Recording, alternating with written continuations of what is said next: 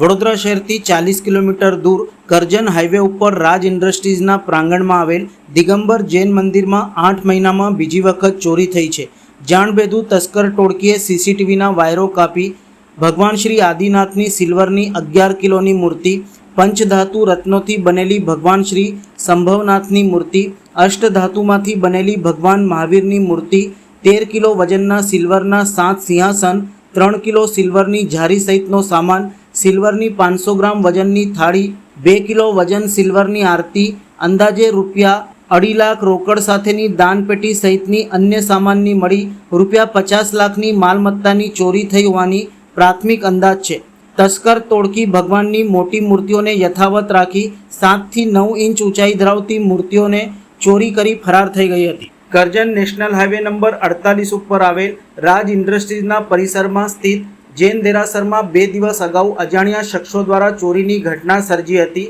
આ ઘટનાને લઈને જૈન સમાજના આગેવાનો જિલ્લા કલેક્ટર કચેરી ખાતે પહોંચ્યા હતા અને કલેક્ટર અનિલ ધામલિયાને આવેદનપત્ર સુપ્રત કર્યું હતું। સમાજના આગેવાનો દ્વારા રજૂઆત કરવામાં આવી હતી કે મંદિર જેવી પવિત્ર જગ્યા ઉપર થયેલી આ ચોરીની ઘટના ચિંતાજનક છે, તેથી આ ઘટનાની સઘન તપાસ કરી તાત્કાલિક આરોપીઓને ઝડપી કાયદેસરની કાર્યવાહી હાથ ધરવામાં આવે તેવી માંગણી કરવામાં આવી હતી। આજે અમે સમસ્ત દિગંબર જૈન સમાજ વડોદરા શહેર અને જિલ્લાના લોકો અહીંયા કલેક્ટરશ્રીની કચેરીમાં ઉપસ્થિત થયા છે। ગઈકાલે 19 તારીખે કરજણમાં શ્રી 1008 સર્વા સિદ્ધિ અતિશય ક્ષેત્રમાં ચોરી થઈ છે અને ચોરી બહુ મોટી ચોરી થઈ કહેવાય। એમાં અમારા દેવાધિદેવ ભગવાનો જે કે 3 લોકના સ્વામી કહેવાય એની પ્રતિમાજીની ચોરી થઈ છે। એમાં 3 પ્રતિમાજીની ચોરી થઈ એ બહુ જ અમારા માટે પ્રતિષ્ઠા થયેલી મૂર્તિઓ હતી। ભગવાન આદિનાથની, ભગવાન સંભવનાથની, ભગવાન મહાવીર સ્વામીની, એ 3 મૂર્તિઓની ચોરી થઈ છે, જે અમારી આસ્થા અને શ્રદ્ધા પર કુઠારાઘાત છે। અમે આદરણીય કલેક્ટર સાહેબને નિવેદન કર્યું છે કે એ બાકીની વસ્તુઓ અમને મળે ન મળે પણ અમારા દેવ જે ચોર લઈ ગયા છે એ પુનઃ પ્રતિષ્ઠિત અમારા મંદિરજીમાં થાય એ માટે આપ પ્રયાસ કરો। કલેક્ટરશ્રીએ અમને બધાને આશ્વાસન આપ્યું છે કે હું અમારા લેવલેથી તમામ પ્રયાસ કરીશ। ના, એટલે અગાઉ ફેબ્રુઆરીમાં જ્યારે ચોરી થઈ ત્યારે માત્ર દાનપેટી તોડવામાં આવી અને 2 મહિનામાં એ દાનપેટીની રકમ અમને પોલીસના પ્રયાસોથી પાછી પણ મળી છે અને આ વખતે પણ છેલ્લા 2 દિવસથી જ્યારથી ચોરી થઈ છે ત્યારથી સતત પોલીસ ત્યાં આગળ કાર્ય કરી રહી છે, એમના લેવલે કામ કરી રહી છે। પણ અમને એવું થાય કે આ જે અહિંસક સમાજ કે સરકારની કોઈપણ પ્રકારની જે રાહત કાર્યો છે કે સ્કીમ છે એનો લાભ ન લેતી હોય અને આવકવેરામાં સૌથી વધુ ફાળો આપતી હોય એવી અહિંસામય પ્રજાને જો આ રીતના અમારા તીર્થક્ષેત્રો પર, અમારા મંદિરો પર જો ચોરી થાય તો એ માટે અમે પ્રશાસનને નિવેદન કરવા આવ્યા છે કે એ સરકારની પણ અમને જવાબદારી લાગે કે સરકાર પણ અમારા તીર્થોની રક્ષા કરે, અમારા સાધુ સંતોની રક્ષા કરે। એના માટે સરકાર એના માટે અલગથી જો અન્ય લોકોનું થઈ શકતું હોય તો જૈન સમાજનું કેમ નહીં?